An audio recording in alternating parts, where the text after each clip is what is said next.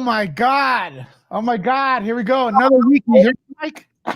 I'm telling you, this is getting better and better. Yeah, it's getting better. We got a few links coming out. I'm trying to fix my camera a little bit. We're going to be talking Mandalorian. What is it? Chapter 12? Chapter 12, The Siege. The name of this one was? Did we miss it? Siege. The Siege, right? All right, cool. We got some new people coming in, old friends, from the past episodes. We'll talk about it a little bit right after. Hold on a second. Let me get my promo. After this.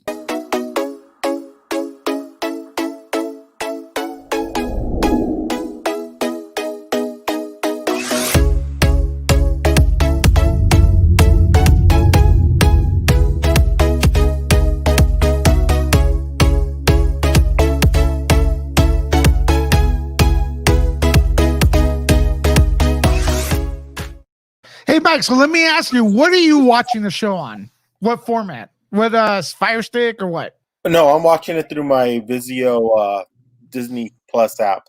That's on my Vizio TV. It's actually on your Vizio now? They have them all, because I have a Vizio and it doesn't do that. Yeah, I have it on mine. Mine's only like a year old, but I bought it this year. That's probably why. And does it come out like right away? Because last year we had the entire issue where it wouldn't come out, right? Like it would take a while. Like for the first episode, it didn't come out for about 15 minutes afterwards. But then after the first episode, it's been on immediately at midnight. Yeah, isn't that dope? Oh, I love it. Because my TV has Dolby Vision, so I get to see it in Dolby Vision and on Dolby Atmos, so I get the full sound and experience. Yeah. Okay, so check this out, guys. We're going to be dropping the link because we want your input on tonight's episode. And it starts off right where last week ended, actually. And we get that, Mando's ship is effed up. So he's got to go to Navarro to get, Cara Dune. And, what's his character again? Carl Weathers' character. I forget his name, but yeah. So he goes to them for help to get repairing the ship, right? And that's so. What do you think of the reintroduction of Cara Dune and everything like that? Because she was the first one that came in, and she busts up some aliens doing some shady stuff on the planet. Yeah, I like the way they're building out her character, the way that her and Carl Weathers' character. And how they're building it up, where they're actually making the city better. They're changing things on the planet. Yeah, and actually, some time has passed. Yeah, and they've changed their ways. Mm-hmm. Definitely. Exactly. So they're trying to fix up the joint and everything, and she's cleaning house, and she shows off her MMA skills. And speaking of MMA, we got Jeffrey Harris in the house. What's up, homie? Once again, it is me, the J to the E to the double F free. And even though Lewis started early without me, I'm back here to save everyone from me. Something like that. Yeah. We're right in the beginning with the introduction of Cara Dune. What do you think, brother?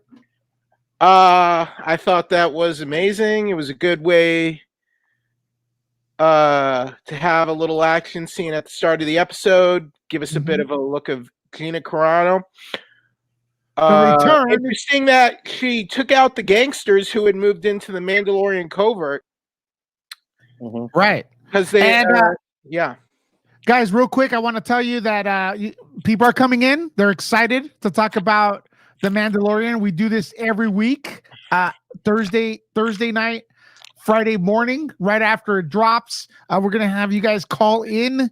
We're also simultaneously on Twitch, so head over there. I'm going to drop the link in a little bit in the comments. So we're going to have you guys call in a bit because I want to know what you guys think. We have a lot of great people always coming for these chats. So Cara Dune's in the house, and what exactly happens after they meet up with Carl Weathers and they basically the Razor Crest in space again, and he's trying to fix it. He's trying to get the child. Oh yeah, to fix it in that little crawl space, but he can't really get it done. So, and I gotta say, the child was exceptionally cute in this episode. I thought he was really cute. The way they worked him in there. And that's the small little space.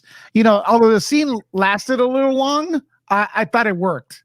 Yeah, do you guys considering we went from the child eating baby eggs of a mother, he was more cute this week. Yes.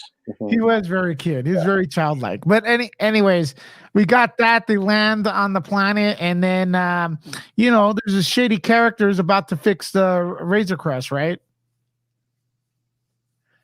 And they kind of wink to the camera, like, "Hey, we're gonna do some shady shit."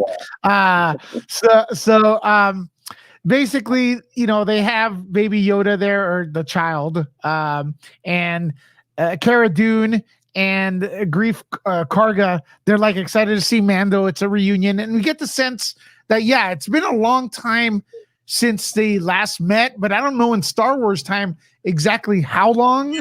But it felt like it was more than a year. I don't know why, but like they haven't really seen each other for a very long time. So they send Yoda to school in this episode, right? What do you guys think of that? Yeah, they did. They leave him off at the schoolyard because they had to go do something. And I love that scene. That was a pretty good scene, especially when you see him use the Force. Okay. So there's a what do you call C-3PO's robots, or droids? Protocol droids. Yeah. Okay. So that's one teaching it. The kids.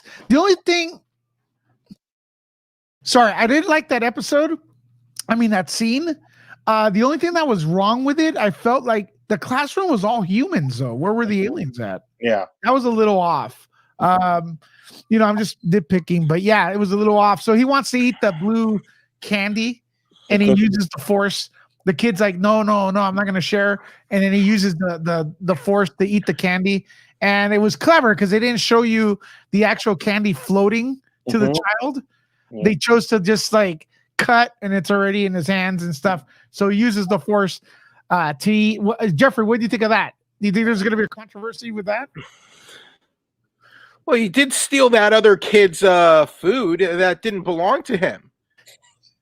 That is true. He asked for some of the blue macaroons. The other kid said, "No, they're mine. You can't have them." And then the child stole them, reinforcing my belief that this child is a Sith Lord. Yeah. Sent by the Emperor.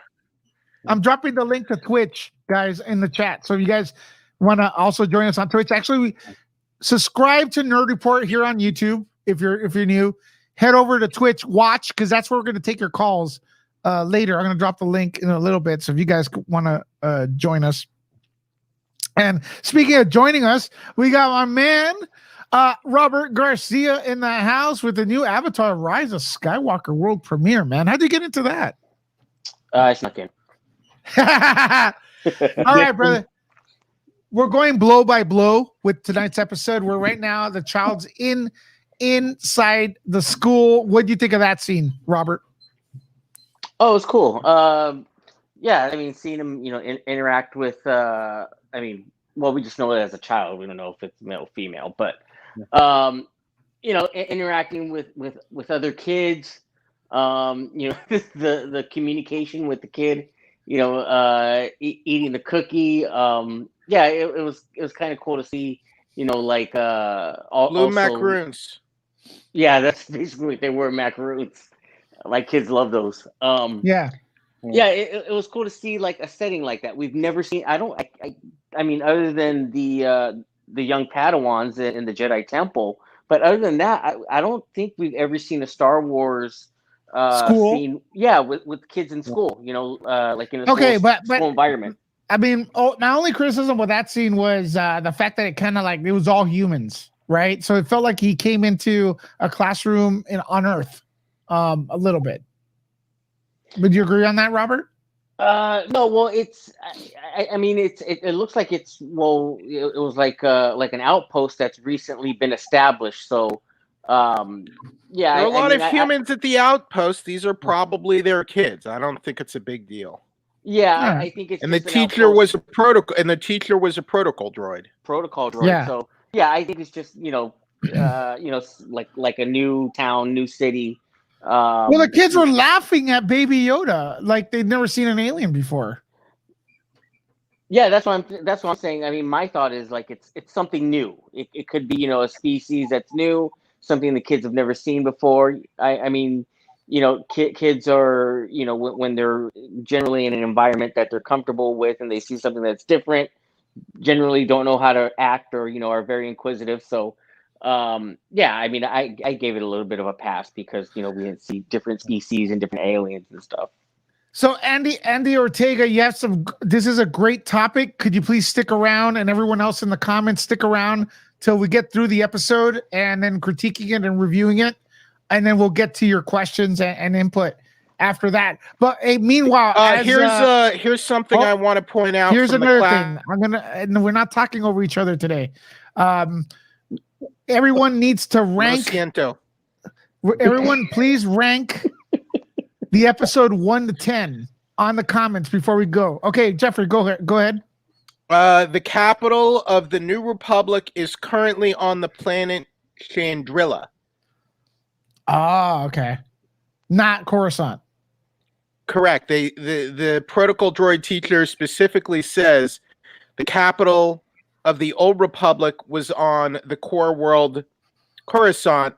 The capital of the New Republic is currently on the planet Chandrila.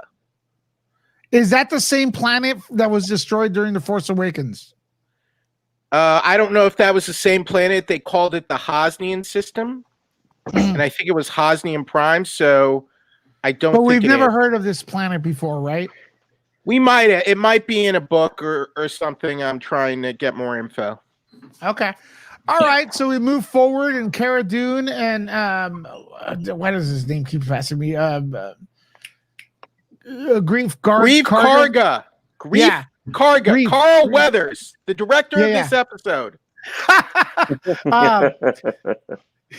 They want Mando pretty much to help them clean up the neighborhood, right? And they're talking about they bring up the topic that there's this base where all of Gideon's troops came out of. It's an imperial base.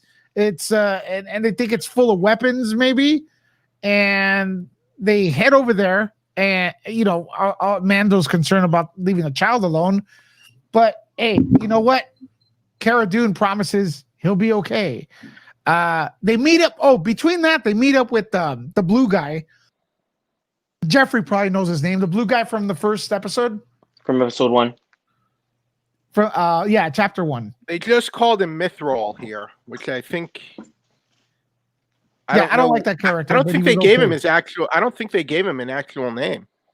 Yeah, so he comes in there and he pretty much drives them or takes them to the base, and they get there and stuff, and they're about to like wreck shit. They get in there. We see stormtroopers again, and we see the Empire, more imperial stuff, which is the Imperial Remnant.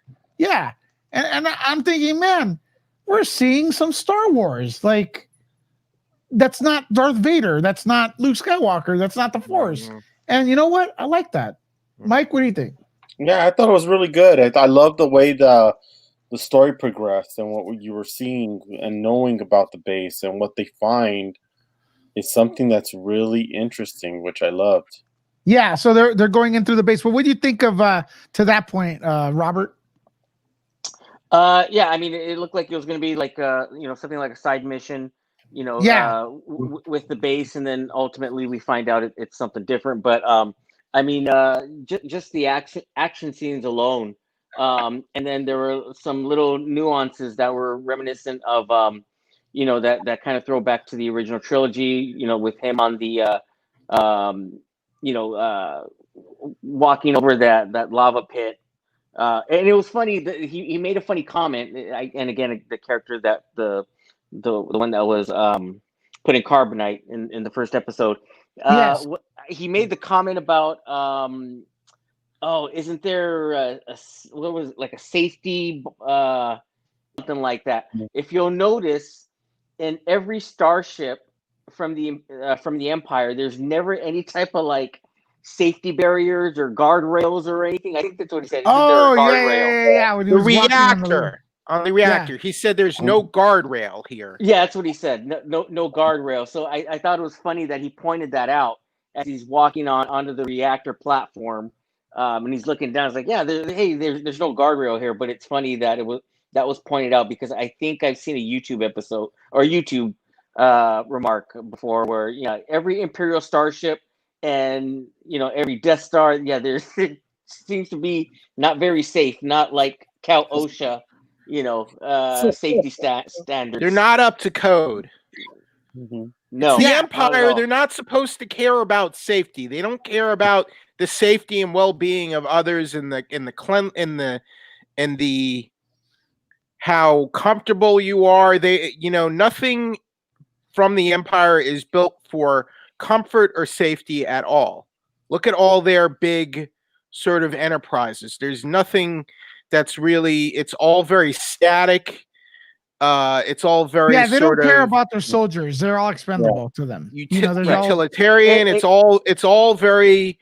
all very military based and not about comfort and warmth and safety. It's all just very hard edged, static, and it's just hard military based. It's not about safety.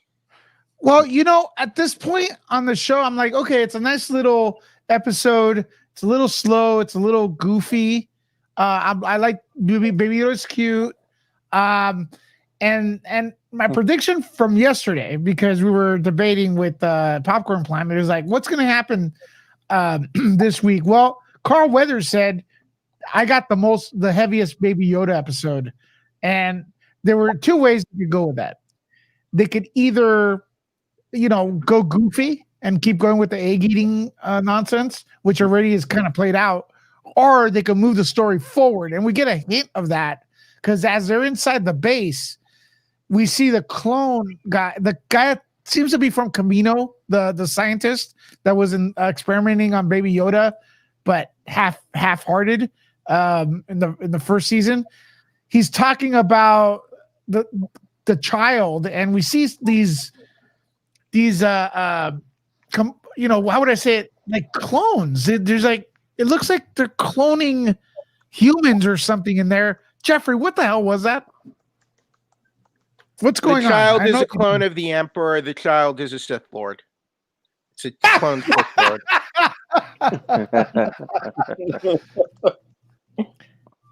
So, Mike, what's going on there? See, I have a feeling that First what Order Lunga has said, Who? what Lunga said in his show on the Great Council, Yeah. may be true. Because What? if you see the outline of what's in the tank, it's very slender and long, similar to Snoke.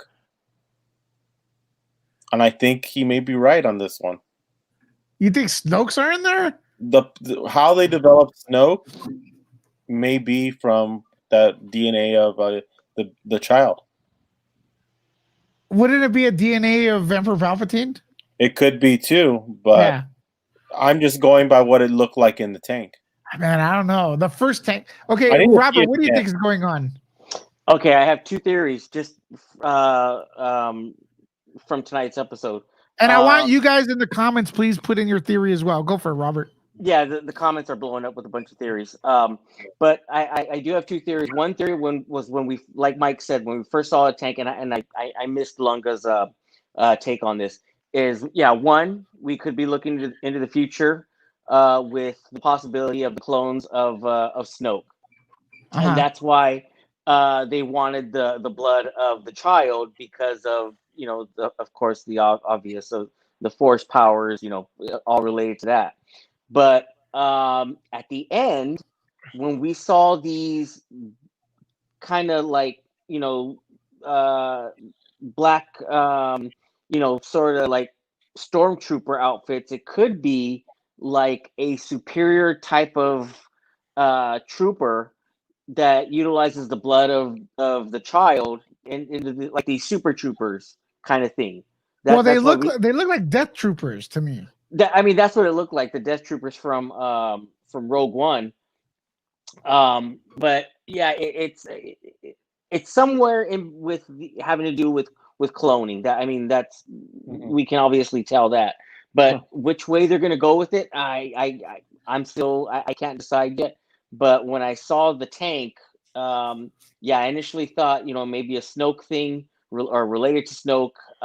That's just, most importantly why they wanted some of the elements from the child. But then again, it could be something completely different where they're trying to build like I said, like a Death Trooper, ultimate kind of trooper. Well, they had impervious. Sith troopers in the Rise of Skywalker. Were you guys wonder... even paying attention to what Dr. Pershing said? No, that's why we brought you. I highly doubt we'll find a donor with a higher M count, though. Higher M count. Oh M my God! count. What does Dude, M count mean? Well, if we're talking midichlorian, midichlorians, okay. midichlorians. Great, we have midichlorians in the Mandalorian. Thanks a lot, everybody. You know what though? Go home, Jeffrey. You're junk. Props to Filoni. He didn't say midichlorians. He said M.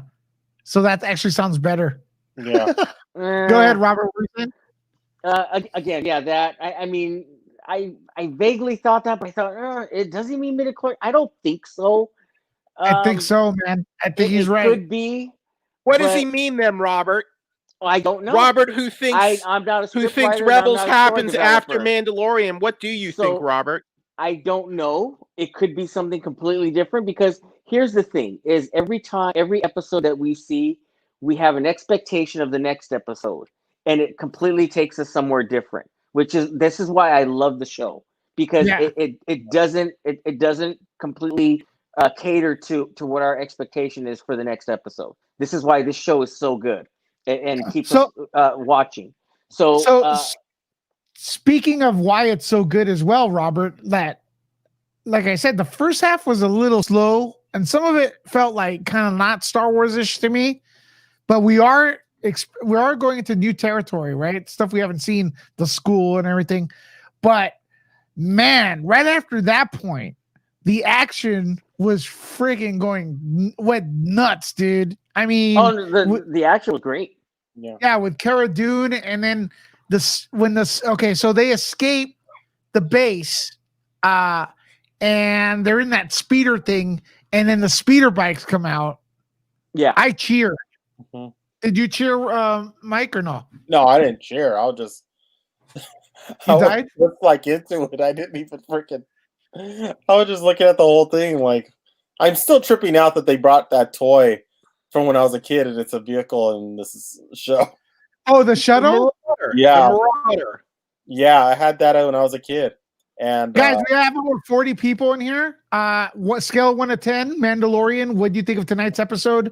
Chapter 12. We're gonna take your calls and your comments, so keep bringing them in. What do you think of that point, Hollywood Purgatory? I didn't stand up and cheer, but I thought it was an exciting action scene. It was very well done. I was very happy with the job Carl Weathers did, outside of the fact that we have midichlorians being dealt with in The Mandalorian now, which I'm not happy about. Right though. But the action scene, all the action scenes in this episode were very good. It was paced very well. It was very exciting because first they went from the base, they went to the chase with the speeder bikes and the troop transport vehicle, and then into a space dogfight with the TIE fighters. It was segmented very well. It was almost kind of like a mini movie in itself, and all the visual elements looked fantastic. The visual effects were top notch. Cinematography was top notch. Ludwig Göransson's music, the music they used for that scene, was great. When Carl Weathers went to the back of the transport and took the gun, was all classic. It was like a classic Star Wars action scene. So I was very happy with how it played out. Moving a little bit forward, man, I really like the way the base blew up, and then we see the TIE fighters. That was awesome, right? We get a little. What do you think of that, Robert? Yeah, I mean, it was the action scenes were kind of like a little bit of a throwback, a little bit of tip of the hat to the original trilogy with the scout trooper, using the pedal to accelerate the speeder bike, and then it also reminded me of a little throwback also with Mando telling the child to hang on, kid, kind of a throwback to to Han Solo in the Millennium Was Falcon. What was it? Me while Carl Weathers was shooting down the TIE fighters, you hear it dun dun dun dun dun dun. Was that in there? I didn't hear I that. felt like No, I heard I those didn't notes. hear it. I That didn't was in hear your that. head. Yeah, that was playing in your head. No, but one thing that I do want to mention, I got to give credit to these guys who did special effects so far on the show. They have been superb with special effects. Like this isn't now they realize they have to lift the bar and make sure that everything looks great because people Right. could do this at home now. Yeah. And they are lifting the bar, which is it looks really good, and they've done a great job, especially you could tell in this episode that they're taking it to another level. The transport toy thing was called the Trexler Marauder by the Mithril. All right, so we that get is the end. the official name of the ship, Trexler Marauder. So they're heading back towards what's that city called? The city on the planet where they're all. And I'm thinking, man, they're leading the Empire straight to the child at this point. But we get the Razor Crest. It comes in and saves the day a little bit there, and happy ending. Woo! All right, Cara Dune's cheering. Then we get to see. I guess Mando leaves the planet. And then we get the money shot, right? The Star Destroyer. Well, before we get to that part, I want to talk if we could touch a little bit on of course with Cara Dune. There's a little bit more that's going on there with her. Oh, I yes. I think there's a connection somewhere, possibly, but there's when she's talking to the we get her whole backstory with Captain Carson Teva from episode 2 of the second season. That's right, yeah. Because he's Captain Carson Teva comes to the city to get debriefed by Grief Karga about the Imperial outpost, and then he has a bit of an exchange with Cara Dune, and we learn more about her backstory from good old reliable Captain Carson Teva of the New Republic. That scene, what I was thinking is she's getting her own show. That's what I was thinking. I don't know why. No, I mean, you never know with Disney. I don't know. Yeah. But no, I mean, it'd be cool to see a little bit of her story play out, find out a little bit more. But yeah, there's definitely something underlying with her character. That there's a little bit more that more than what we've known. But yeah, I don't want to jump ahead and say give her own show yet. Well, but there seems to be a lot of those hints going on through the season. Oh, we also before we end it with what happened, we also saw what's called Mando drinking. What was he drinking? Tea or soup or whatever? And looked like a soup. And like Yoda was the child was trying to see look at how he looks. Like he's just staring at him as he's just staring at him. Like, what does this guy look like? Yeah, slightly lifts the helmet. I gotta say, the child was back to cute in this episode. He wasn't like annoying or overused. He was just cute. And okay, so we get the money shot at the end, right, where we get a Star Destroyer. And I don't know what kind of Star Destroyer this is, but it's, from what I heard, Gideon's ship is actually from the Clone Wars era. And I'm sure Jeffrey's going to correct me right now. So we got that, and we see one of the aliens repairing the Razor Crest is the hologram talking to an Imperial officer and pretty much telling her they planted a tracking device on the Razor Crest. Correct. So then we know that the shit's going to hit the fan because now Gideon knows where the Razor Crest is going to be starting next week, which that's very exciting. So it pans back, and we see what are those shock trooper? What kind of stormtroopers are those? Shadow Death troopers. What? Shadow troopers. Shadow troopers. Obviously clones, because we see a scientist like taking notes, right, on his iPad. So, Right. so these are not. They're clones Smokes. infused with midichlorians. They're But clones to get- infused with midichlorians who will have lightsabers and dark force Sith powers and will Sith up and dark lightning bolt everybody because the force is science and it's made out of midichlorians now, and now we have midichlorians in the show. So now we have cloned Sith shadow troopers who are going to lightsaber and lightning bolt and force choke everybody when they come out of those little whatever, those little hubs. Look it up. Okay. All this is in Star Wars Legends. Also midichlorians, which are now a part of the Mandalorian. Hooray. You're part of Star Wars. So what? You know what the best part of the episode was? When Dean Djarin tried spinning, because that's a good trick. That was a good trick, and I was about to bring that up. That standoff with the TIE fighter, that was pretty dope, I thought. Yeah. I thought that was pretty cool. Anyways, guys, I'm gonna drop the link. If you guys want to join the chat, you can. The way it works is I'm gonna drop the link. Follow the directions. It's StreamYards. It's very easy. If you have a phone, you don't have to show your face. You have the option.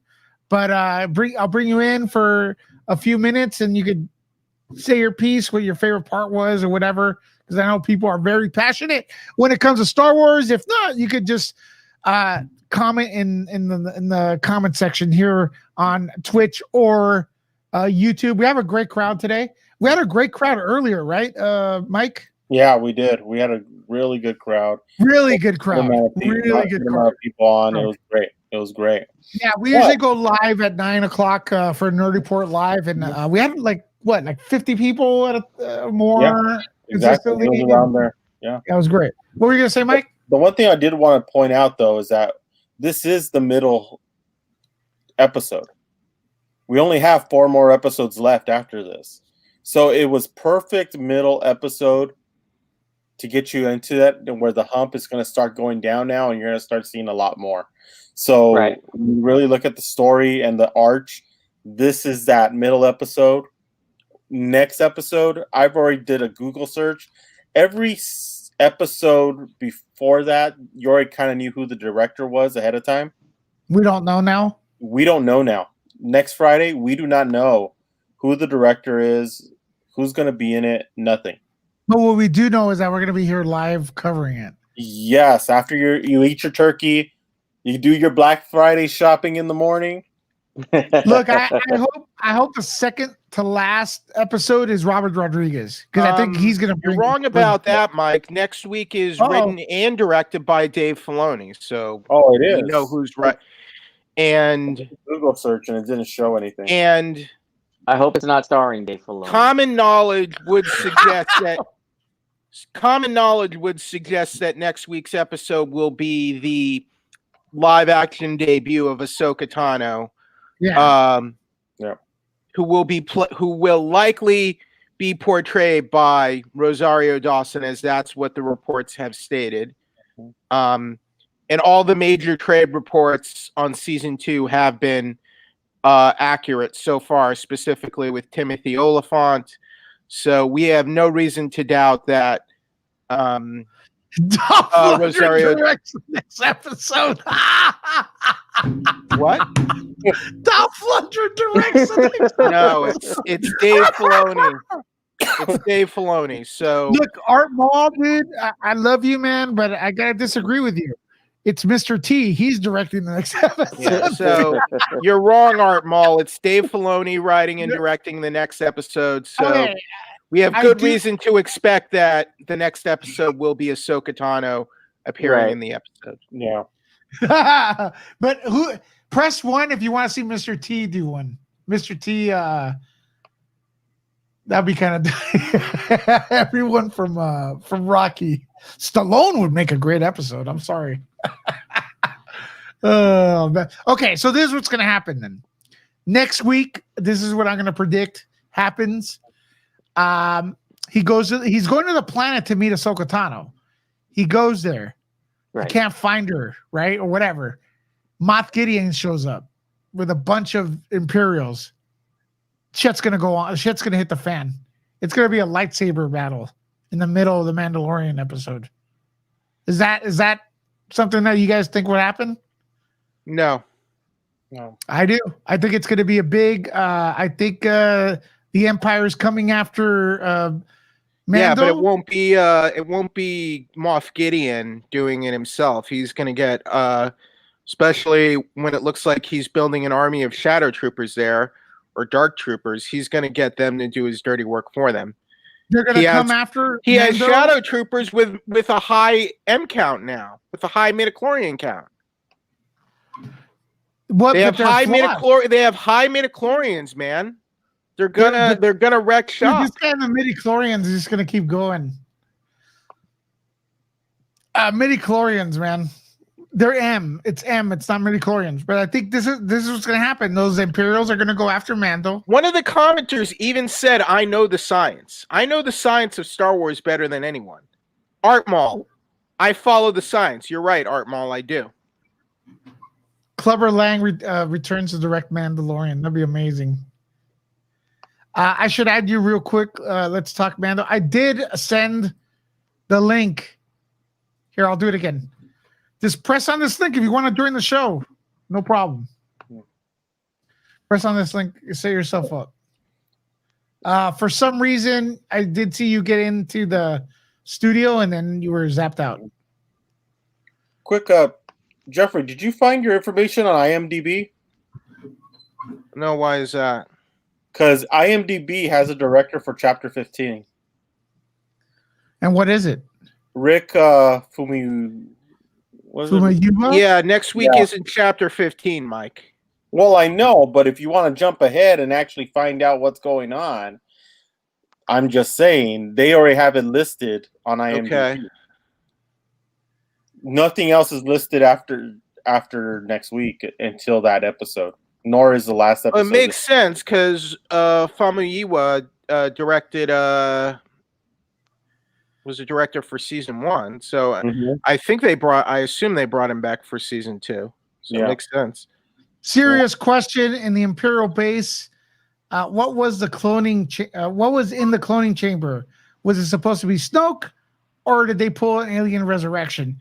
I personally think it was some sort of humanoid in the middle of development. I don't think it was Snoke I couldn't make out what it was. It had an odd shape, and it was very hard to make out. It could be like a precursor to Snoke. It could be a precursor to the child. Just seeing how maybe this first batch of clones would work out. With utilizing an M count. So I mean, it could be a precursor. I couldn't tell. I'm not saying it, Jeffrey. I couldn't tell what was in the chamber, but yeah, that was something that came to mind. I mean, there's just so many avenues that it could go with. But like I said, the show has a tendency to kind of steer us down or have us thinking one way, and then they'll completely take us in a different direction. I think they're creating shadow troopers. Well, they introduced those what is it, Sith troopers and the Rise of Skywalker, and they didn't really do anything. Yeah, because they didn't have enough high M count donors with high enough midichlorians. You know what they should have had was writers with a high M count to write that movie. That would have been phenomenal. So Lucasfilm, can we get some writers with a high M count for the next Star Wars movie? I wonder what the M count of Dave Filoni and Jon Favreau is. Do they have a high enough M count to juggle all these elements? I don't think so, because his acting abilities are not at the Jedi level. Okay, and I like the okay. Look, I really do like. Magic count. No, I really do like the fact that we're getting to see like New Republic police officers. But for God's sake, do they have to act like regular police officers? Like, could they be a little bit more Star Wars-ish? The guy at the end, I'm sorry, dude. What was wrong with Captain Carson Teva? Just, dude, he's taking notes like a regular cop. This is Star Wars. So And then what's it called? Carl Weathers' character has his feet up in the table. Like, what is that? he wasn't taking notes. He had a little device. I don't recall rebels carrying themselves like that in the original trilogy. They aren't Rebel Alliance. They're New Republic. He's a New They Republic have the rebel officer. symbol. It's the Republic, Lewis. It is the New Republic. They And adopted they the called him Phoenix officer, symbol. dude. Because he is an officer. He's a captain in I the don't know, New man. Republic. I think you have to be a little bit. That's an officer, Lewis. He's part of the military. You gotta treat this a little different. It's Star Wars universe. It's not like freaking, They can't have police officers. It's not the Andy Griffith show, man. It's Star Wars. Whatever. Robert, do you No. think they carried themselves? The police officer or rep, whatever he is, at the end was a little. They're adding texture to the universe. I the can Star see Wars universe. Sure, go for it. Yeah, I can see where they're kind of going with it. It is a little, cop showish, with the way he's, taking the notes and, The way he was talking to Carl Weathers, not Cara Dune. Now there's a difference. Yeah. Yeah. The interaction. That's what I'm talking about. Is the interaction with Carl Weathers' character, with Grief Karga.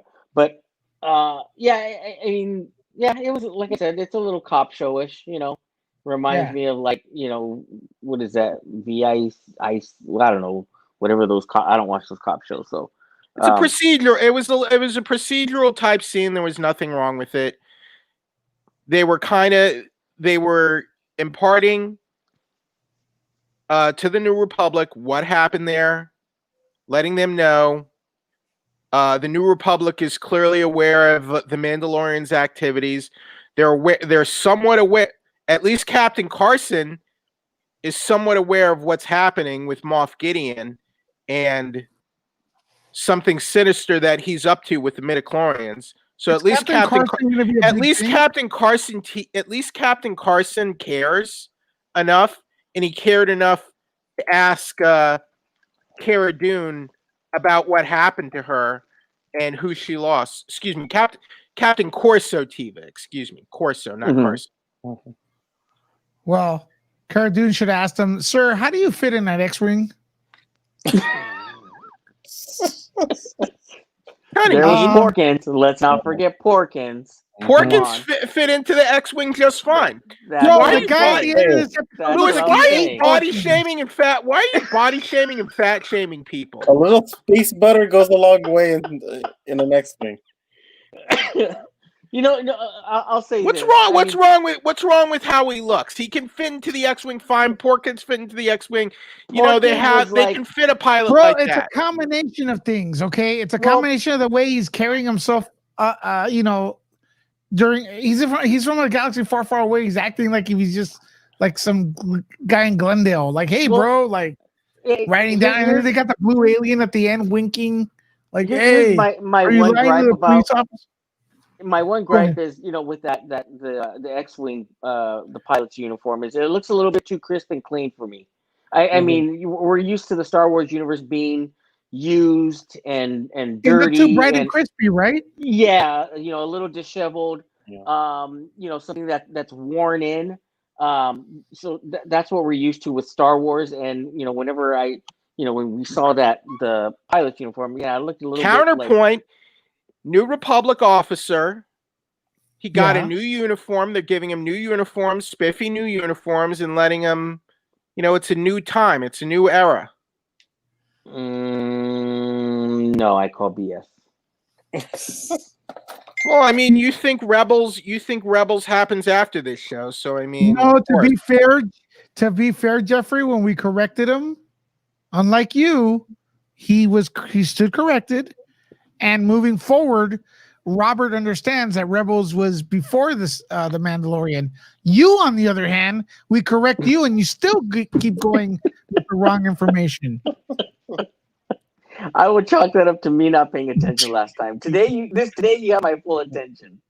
Yeah. I'm not looking at other stuff. Because I'm tonight. never wrong, Lewis.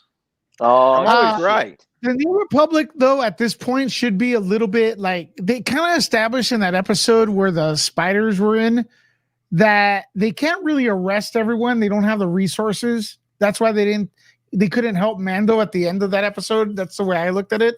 They're still kind of like in Deseret. Like it's all kind of messed up. Huh? Yeah. So No, I don't see how they could issue new uniforms to the rebels, you know? True. The New Republic sucks compared to the Empire. Why can't they give them new uniforms? Where's the finances? They just ended a giant war, and now half of everybody this stuff's chaos, dude. now they get brand new shiny boots, new uniforms. Yeah, why not? There's really no law because the way they took care of Mando, like they're like, hey, you're an outlaw, but since you caught these 3 criminals for us, we're gonna just let you go because they don't have the resources to be worried about everything. They're like, hey, look, this guy's not a good guy. Look at their prison transport. That was brand new and it was heavily armed. Heavily secure. Good writing doesn't require us to fill in the blanks. I don't think this episode ruins anything like except, you know, continuing the midichlorians doesn't really ruin it. It's a nice little action episode. And I think it moved the Baby Yoda mythos forward, you know, as far as that's concerned. But let's go through the panel and all the comments. Scale of 1 to 10 with this episode. I give it a 7. What about you, Mike? I'll go 1 higher. I'll give it an 8. All right. Hollywood Purgatory. I'm giving it an 8 out of 10. Okay. I can't give it higher because of the use of midichlorians, and I'm not really sure I'm a fan of where they could be going with using midichlorians in the Mandalorian. You know, it was the blue baby Yoda puke. That's what it was. Okay, Robert, feel 1 to 10. Man, I'm stuck between like a 7 and 8. I'm gonna shoot forward a little bit and go 8 because of the action. I dug it. I really liked it. Again, Baby Yoda or the child returns to the cute spectrum rather than the annoying spectrum. So I liked Carl Weathers' take on this episode. I liked it. I genuinely liked it. So I know it's subjective, so I'm gonna go with an 8. What kind of lesson are we teaching our kids with the Hold giant? on. Okay, this is what we're gonna do. All right, this is what we're gonna do, ladies and gentlemen. I'm gonna drop the Twitch link in the comments. All right, the Twitch link is gonna go in the comments. It's free. Just press it, and I'll send you right to Twitch. We're trying different platforms. Okay, that's number 1. Number 2, if you haven't subscribed here, Nerd Report on YouTube, please make sure to do so. When we go to Twitch, right after this, we're gonna talk about like what do you think the outrage of this week's episode is going to be, the fake outrage that we've seen on Twitter.